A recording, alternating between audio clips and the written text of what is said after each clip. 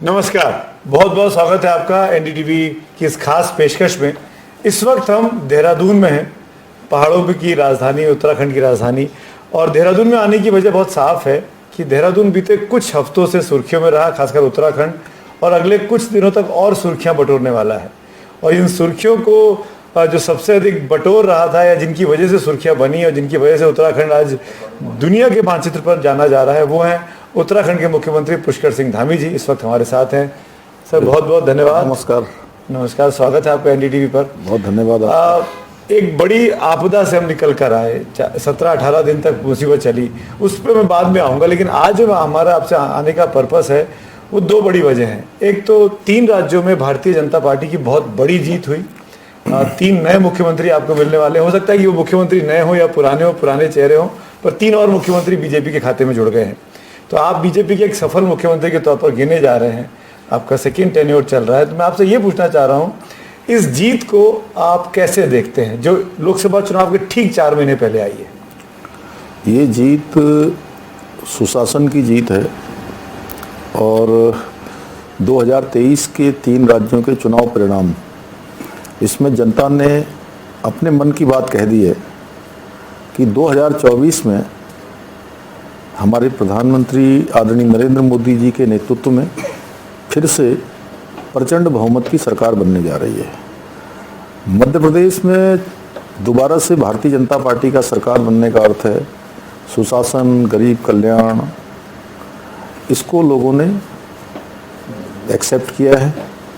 और राजस्थान और छत्तीसगढ़, वहाँ से जो विदाई हुई है कांग्रेस की, ये सनातन का विरोध, देश के अंदर तुष्टीकरण और परिवारवादी जो राजनीति है, उसको उन्होंने नकारा है।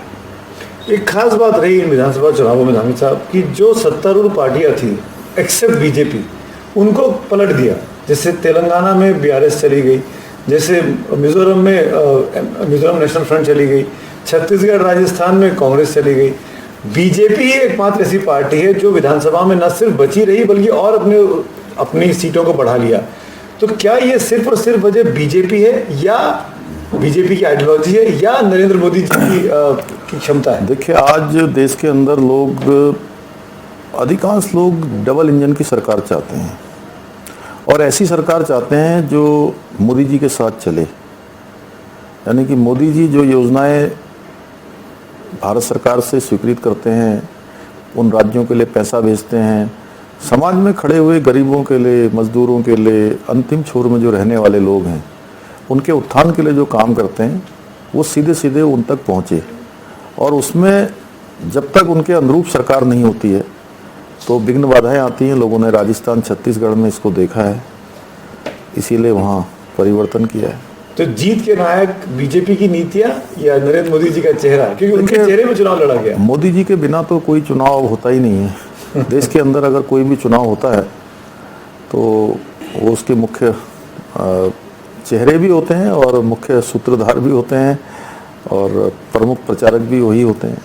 इसी से जुड़ा एक और मुद्दा ये है कि ऐसे में विपक्ष को आप कहाँ देखते हैं? एक जो बात कही गई थी कांग्रेस मुक्त भारत की, क्या वाकई में अब कांग्रेस के लीडर्स के लिए रिटायरमेंट का टाइम आ गया? क्या कहेंगे उनका? देखिए, कांग्रेस की जो नीतियां हैं वो लोगों ने देखी हैं कि 60 सालों में लगभग कांग्रेस या तो सीधे सीधे सत्ता में रही है या कहीं सत्ता को चलाने का काम उन्होंने किया है। और 60 सालों में जिस प्रकार से देश के अंदर समझौतों पर समझौते हुए, तुष्टीकरण हुआ, परिवारवाद, भ्रष्टाचार, ये सब बढ़ा। और आज मोदी जी के नेतृत्व में सुशासन हो रहा है, गरीब कल्याण की योजनाएं चल रही हैं, मातृशक्ति के लिए उत्थान का काम हो रहा है, सैनिकों का मनोबल बढ़े, सीमाओं पर जो हमारे सैनिक खड़े हैं उनके लिए अच्छी सुविधाएं मिले। ये सारे के सारे काम आज मोदी जी के नेतृत्व में हो रहे हैं। और भारत का जो मान सम्मान है आज पूरी दुनिया के अंदर बढ़ रहा है। जिस प्रकार से G20 का अभी सफलता से जो कार्यक्रम हुआ वो पूरी दुनिया ने देखा और भारत की साख आज पूरी दुनिया के अंदर बढ़ी है।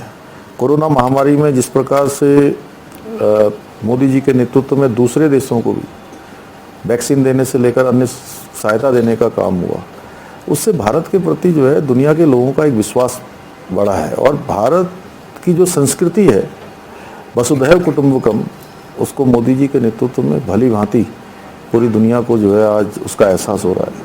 नामी साहब, आप वसुधैव कुटुंबकम की बातें कर रहे हैं, दुनिया में भारत के मान सम्मान की बातें कर रहे हैं। आपके राज्य में भी इन्वेस्टर समिट होने वाली है 2 दिन के बाद, 3 दिन के बाद। क्या तैयारियां चल रही, कितने बड़े इन्वेस्टमेंट का प्लान है उत्तराखंड में? उत्तराखंड में जो इन्वेस्टर समिट हो रही है, ये हमने जब हमारे प्रधानमंत्री जी गुजरात के मुख्यमंत्री थे और उन्होंने वहाँ वाइब्रेंट गुजरात चलाया था, और बड़ी कठिनाई में वो वाइब्रेंट गुजरात चला। उन्होंने स्वयं मैं उनका भाषण सुन रहा था तो उसमें वो बता रहे थे कि उस समय केंद्र में दूसरी सरकारें होती थी और वहाँ लोगों को जाने से भी उस कार्यक्रमों में रोकती थी, लेकिन उसके बावजूद एक कठिनाई से करी हुई शुरुआत आगे चलकर वो केवल गुजरात के लिए ही नहीं बल्कि भारत और दुनिया के लिए एक मॉडल बना। तो उससे प्रेरणा लेके हमने यहाँ पर डेस्टिनेशन उत्तराखंड शुरू किया। और destination Uttarakhand global investor summit, इसके पीछे हमारा भी हेतु है कि राज्य के अंदर जो संभावनाएं हैं उसमें अधिक से अधिक निवेश आए, अधिक से अधिक इन्वेस्टमेंट आए, उद्योग धंधे लगे और हमारे राज्य के नौजवान युवाओं को रोजगार मिले।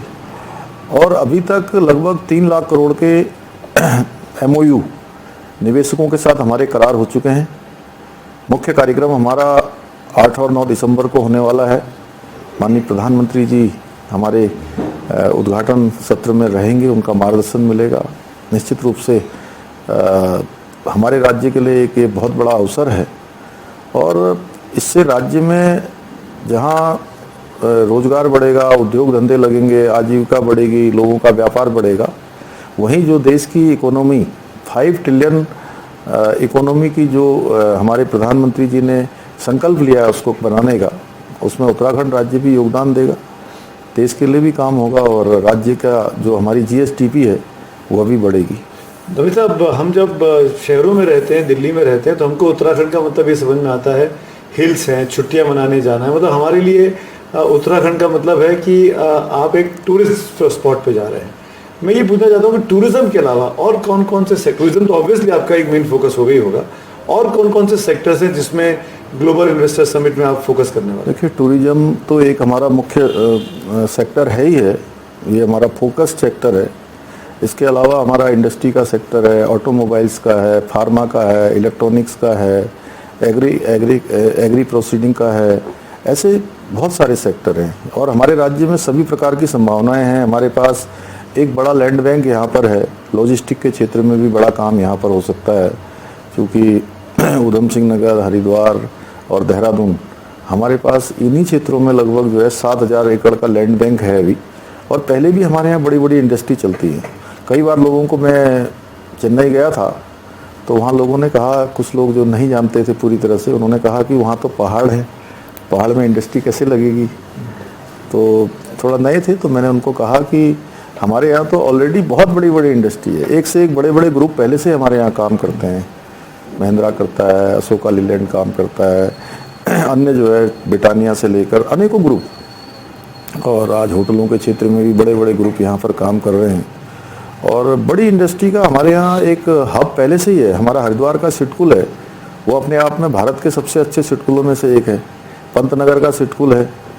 तो अटल जी के प्रधानमंत्री रहते समय जो हमारे राज्य को एक विशेष इंडस्ट्री का पैकेज मिला था, उस पैकेज के कारण से बहुत इंडस्ट्री यहाँ आई थी। बीच के दिनों में उसका थोड़ा रफ्तार कम हुई। अब हमने जो है ये फिर से काम शुरू किया है, तो आने वाले समय में काफ़ी 2 चीज़ों का मैं, अगर आपको एतराज़ ना हो तो सुझाव देना चाहूँगा। रोड कनेक्टिविटी और डिजिटल कनेक्टिविटी, वाईफाई, सिग्नल्स, इसको लेकर भी कुछ खास होने वाला इन्वेस्टर समिट में, क्योंकि ये चीज़ें लोगों ने देखी हैं कि जो यहाँ टूरिस्ट आते हैं उनको कई तरह के सवाल उनके मन में होते हैं। देखिए, वाईफाई हम देश में सबसे कम जो है शुल्क पर यहाँ दे रहे हैं, एक बात। और रोड के बारे में मैं कह सकता हूँ कि जिस प्रकार से अभी 4 धाम ऑल वेदर रोडें बनी हैं, दिल्ली से देहरादून की जो रोड अब नई बनने जा रही है, एक्सप्रेसवे एलिवेटेड रोड, उसके बनने के बाद अधिकतम 2.5 घंटे में आप दिल्ली से देहरादून पहुँच जाएंगे। कब तक पूरा हो जाएगा? लक्ष्य तो हमारा इसी वर्ष का है कि 2023 के लास्ट तक या 2024 तक वो पूरा हो जाएगा। और इसके अलावा जो हमारा पंतनगर का सिटकुल है रुद्रपुर का, वह भी बहुत, चूंकि जिस प्रकार से रामपुर और काठगोदाम हाईवे का निर्माण हो गया है और मुरादाबाद, रामपुर और दिल्ली जो 6 लेन रोड का काम तेजी से चल रहा है, तो वहाँ भी अधिकतम 4 घंटे में जो है वहाँ पहुँच जाएंगे। काशीपुर के आसपास का जितना सिटकुल है वहाँ भी इसी समय सीमा में पहुँच जाएंगे। हरिद्वार के आसपास पहुँच जाएंगे। तो दिल्ली के भी सबसे नज़दीक का है। और जहाँ आपने वाईफाई की बात करी है, डिजिटल कनेक्टिविटी की और रोड कनेक्टिविटी की, तो मैं कहूँगा कि हवाई सेवा भी, एयर कनेक्टिविटी भी हमारे यहाँ बहुत अच्छी होने जा रही है और बहुत अच्छी अभी है भी। पंतनगर के लिए हमारे यहाँ फ्लाइट चल रही हैं, देहरादून के लिए 40 के लगभग देश के प्रमुख शहरों से आज उड़ानें चल रही हैं। आने वाले समय में ये दोनों ही एयरपोर्ट हम इंटरनेशनल एयरपोर्ट बनाने की दिशा में आगे बढ़ रहे हैं। पंतनगर का हवाई अड्डा हमारे पास, वहाँ पर ज़मीन उपलब्ध है। 806 एकड़ हमारे मंत्रिमंडल ने ज़मीन जो है भारत सरकार को हस्तांतरित कर दी है, वहाँ पर बनेगा। इसी प्रकार से यहाँ की संभावनाएं भी देख रहे हैं। तो हर प्रकार से, और राज्यों के दूसरे जिलों में जाने के लिए भी हम हेलीपोर्ट सब जगह बना रहे हैं, कुछ जगह बन चुके हैं। हवाई सेवा उड़ान में दे रहे हैं। ये हमारा पहला राज्य है देश के अंदर। पिथौरागढ़ के एयरपोर्ट को भी जो है हमने वायुसेना को हस्तांतरित करने की प्रक्रिया शुरू कर दी है, जल्दी वहाँ की बनेगी। चिन्यालीसौड़ की जो हवाई पट्टी है हमारी, वो भी चलेगी। रोपवे का काम तेजी से चल रहा है। केदारनाथ, बद्रीनाथ, केदारनाथ और हेमकुंड साहब, उसका माननीय प्रधानमंत्री जी ने शिलान्यास कर दिया है। आने वाले समय में वहाँ रोपवे का भी निर्माण हो जाएगा। तो तेजी से सब काम हो रहे हैं। 4 धाम यात्रा को लेके जो कनेक्टिविटी हो रही है रोड की, उसको कई सारी कंट्रोवर्सीज भी हो रही हैं, जैसे ज़मीन धंसने वाली खबरें, या अभी सिलक्यारा में जो गुफा में, इसको कैसे कम से कम ऐसी दुर्घटनाएं हो, इस पर रोक लगे, इस बारे में क्या? पहले तो आपने कहा था समीक्षा होगी, इसलिए पहले तो ये है कि भारत सरकार ने अपने स्तर से इस पर सेफ्टी ऑडिट के आदेश कर दिए हैं। जो जितने भी टनल देश के अंदर बन रहे हैं, तो सेफ्टी आदेश होने के बाद मैं समझता हूँ कि सुरक्षा और प्राथमिकता होगी। और हमने पहले ही कहा है कि जितने भी टनल के काम चल रहे हैं, वो सारे टनलों की हम राज्य सरकार के स्तर पर समीक्षा करेंगे। और जो विकास का मॉडल है, वो विकास का मॉडल हमारे राज्य के अंदर इकोनॉमी और इकोलॉजी दोनों के बीच बैलेंस वाला मॉडल हो, उसी मॉडल पर हम काम कर रहे हैं। क्योंकि हमको आपदाओं का सामना प्रत्येक वर्ष यहाँ करना पड़ता है, किसी न किसी रूप में करना पड़ता है। तो कहीं न कहीं पूरे देश को शुद्ध हवा देने का काम, शुद्ध पर्यावरण देने का काम, शुद्ध जल उपलब्ध कराने का काम यही राज्य करता है, यही देवभूमि करती है, यही हिमालय करता है। तो ये हिमालय, ये ग्लेशियर, ये वन, ये भू संपदा सारी जो है, ऐसी बातें की गई धामी साहब की सिलक्यारा में एस्केप टनल नहीं बनाई गई, EIA की स्टडीज नहीं की गई। आपको लगता है कि कुछ खामियां रह गई थी उस प्रोजेक्ट में? सुमित जी देखिए, क्या वो प्रोजेक्ट दोबारा शुरू होगा कि नहीं होगा? देखिए, वो तो भारत सरकार के स्तर पर ही आ गया है कि सारे ही जो प्रोजेक्ट हैं कोई रोके नहीं जाएंगे। क्योंकि राज्य के लिए विकास बहुत जरूरी है, विकास की बहुत जरूरत है, लेकिन सुरक्षा उससे भी जरूरी है, सबकी सुरक्षा होना। और हमने उस समय भी कहा था और अब भी कह रहे हैं कि देखिए, अभी जो समय था वो केवल और केवल इस बात पर हमने ध्यान लगाया था कि किस तरीके से जो है सारे जो हमारे मजदूर भाई उसके अंदर फंस गए थे, उनको बाहर निकाला जाए। हमारा सारा ध्यान उस पर था। बाकी जो और चीज़ें हैं, समीक्षा है, वो तो सब हम आगे भी कर सकते थे। इसलिए मैं भगवान का धन्यवाद करता हूँ, माननीय प्रधानमंत्री जी का धन्यवाद करता हूँ कि उन्होंने प्रत्येक दिन मजदूर भाइयों की कुशल के बारे में, उस चलने वाले रेस्क्यू के बारे में, और बहुत बारीकी से प्रत्येक दिन वो जानकारी लेते थे, फिर अपना मार्गदर्शन देते थे। उसके अनुसार काम होता था। जो हमारी आवश्यकता होती थी, जिस मशीन की आवश्यकता है, जिस टेक्नोलॉजी की आवश्यकता है, वो देश के किसी भी कोने से लाने की जरूरत पड़ी तो आदरणीय प्रधानमंत्री जी के आशीर्वाद से वो हमको प्राप्त हो पाई। इसीलिए हमारा ये अभियान सफल भी हो पाया। इनफैक्ट इस पूरे अभियान से भी एक सवाल और मन में आ रहा है। जब आप यहाँ पर उद्योग लगाने की बातें करते हैं धामी साहब, तो आपने इकोलॉजी की बात की, तो इन्वायरमेंट पे बुरा असर ना पड़े, धुआं ना हो, क्योंकि दिल्ली में दिक्कत यही हो गई है, दिल्ली और आसपास के इलाकों में इतना ज़्यादा पोल्यूशन है, चाहे एयर पोल्यूशन हो चाहे साउंड पोल्यूशन हो, उससे भी बचा के रखने की तैयारी है ना, क्योंकि आप इतनी बड़ी बिल्कुल इन्वेस्टर सबमिट कर रहे हम हैं। तो सबसे आह्वान करने वाले हैं कि जो है इंडस्ट्री भी जो है उसी दिशा में आगे बढ़ाई जाए कि इसमें इकोलॉजी की विशेष ध्यान करते हुए, एनवायरनमेंट का विशेष ध्यान करते हुए उसी प्रकार का मॉडल इंडस्ट्री में भी उसको हम प्राथमिकता देंगे। क्योंकि ये बड़ा एडवांटेज आप दिल्ली के पास है, अगर आप 2.5 घंटे में दिल्ली से देहरादून पहुंचाने का सपना देख रहे हैं बाय रोड, तो बहुत से लोग चाहेंगे कि यहाँ आके व्यापार करें, बजाय इसके कि दिल्ली में रह के महंगा अपनी चीज़ बनाएं और महंगी चीज़ बेचें।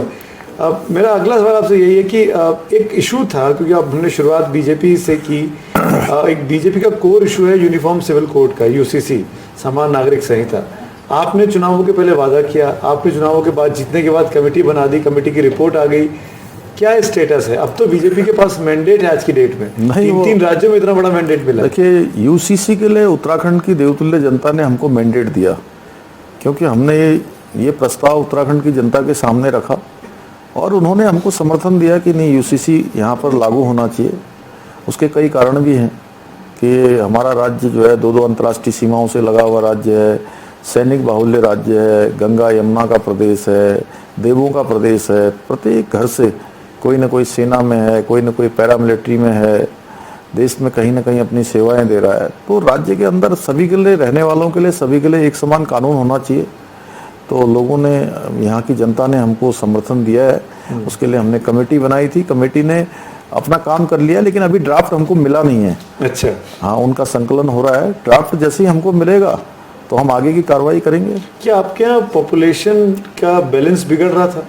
क्या अल्पसंख्यकों की संख्या बढ़ती जा रही थी उत्तराखंड में? क्योंकि इस तरह की खबरें भी देखी हम लोगों ने कि बहुत सारी मस्जिदें बन रही हैं, बहुत सारे मज़ार बन रहे हैं।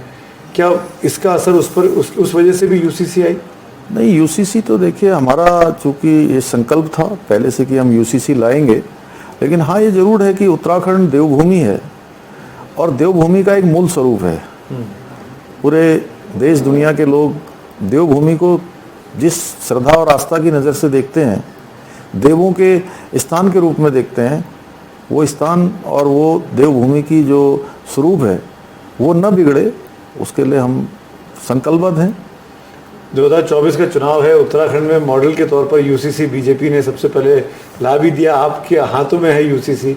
आपको लगता है कि अब जो 3 राज्यों में जीत मिली है विधानसभा में, इसका मैंडेट को देखकर बीजेपी को ये राष्ट्रीय स्तर पर मुहिम शुरू करनी चाहिए? क्या सुझाव देंगे आप? देखिए, देश के अंदर जितने भी सशक्तिकरण के काम हैं, हमारे देश के यशस्वी प्रधानमंत्री मोदी जी के नेतृत्व में लगातार संपन्न होते जा रहे हैं।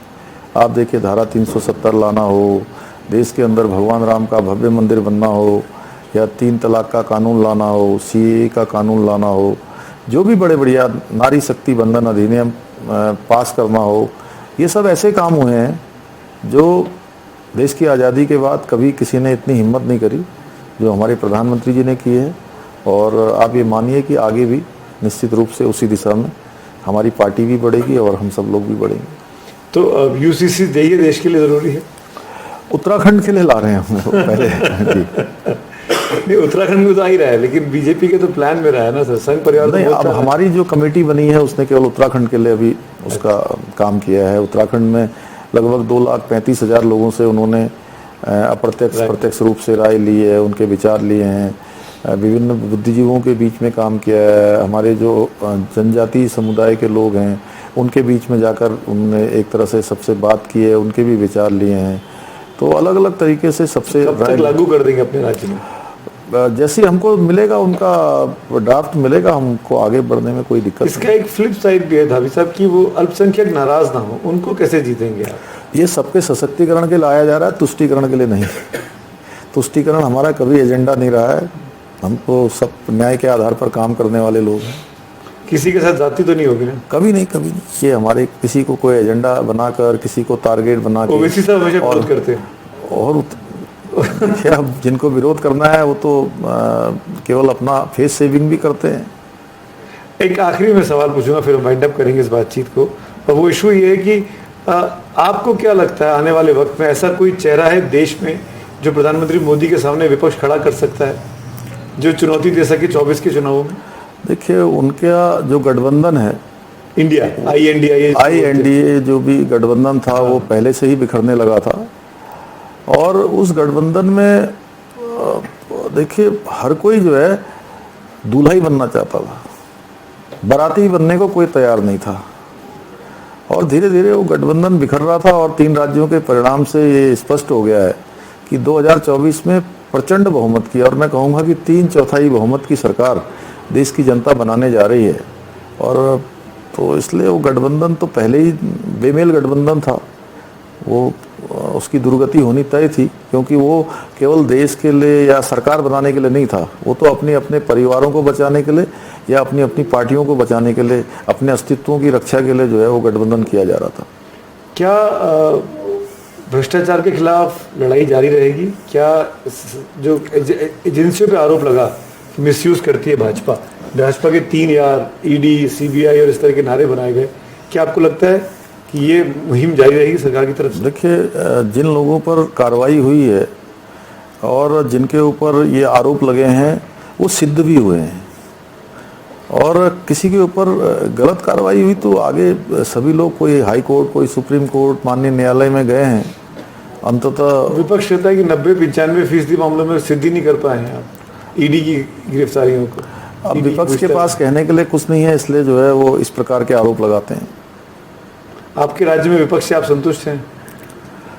हमारे राज्य में देखिए विपक्ष कई बार, अब चूंकि मैं उन पर बहुत टिप्पणियां इसलिए नहीं करता हूं कि मुझे लगता है कि विपक्ष का काम बोलना होता ही है, और इसके अलावा उनके पास कोई काम भी नहीं होता है।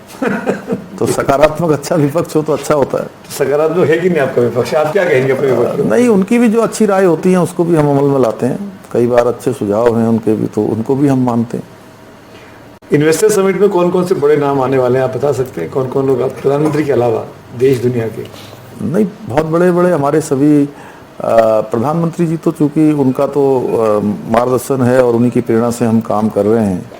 गृह मंत्री जी भी हमारे समापन कार्यक्रम में रहने वाले हैं, अन्य भारत सरकार के मंत्रीगण रहने वाले हैं, उद्योग समूह और इन्वेस्टमेंट के क्षेत्र में जो बड़े ग्रुप हैं वो सब आएंगे। उसकी डिटेल हम लोग अलग से भी अभी जारी करेंगे। हमारी शुभकामनाएं हैं आपको धामी जी, इन्वेस्टर समिट के लिए भी और आपके बच्चे हुए आगे के कार्यकाल के लिए भी। NDTV से बात करने के लिए बहुत बहुत धन्यवाद। बहुत बहुत धन्यवाद। आप कोई संदेश देना चाहते हैं, अगर आपको लगता है कि कोई इन्वेस्टर समिट के लिए आपको संदेश देना है? उत्तराखंड में यही कहूँगा कि आज इन्वेस्टमेंट के लिए एक अच्छा स्थान है, इसीलिए हमने उसका नाम डेस्टिनेशन उत्तराखंड भी दिया है। सुरक्षित निवेश के लिए सुरक्षित स्थान है, और एक बड़ा लैंड बैंक हमने यहाँ बनाया है। यहाँ पर अपना उद्योग करने के लिए, काम करने के लिए एक सुरक्षित वातावरण भी है, कानून व्यवस्था की अच्छी स्थिति है, यहाँ पर पर्यावरण भी अच्छा है, मजदूर और हमारा जो प्रबंध वर्ग है उनके बीच में भी यहाँ पर क्लैश जैसी कोई स्थिति नहीं है। इसलिए मैं सबसे कहूँगा कि आइए, देखिए और उत्तराखंड में इन्वेस्ट करिए, अपना काम बढ़ाइए। यहाँ की सरकार, यहाँ के लोग आपको निश्चित रूप से आपका स्वागत करेंगे, और हम ये भी कहेंगे कि जो लोग उत्तराखंड के लोगों को, उत्तराखंड के नौजवानों को, युवाओं को रोजगार में प्राथमिकता देंगे, हम उनका और जोर शोर से स्वागत करेंगे।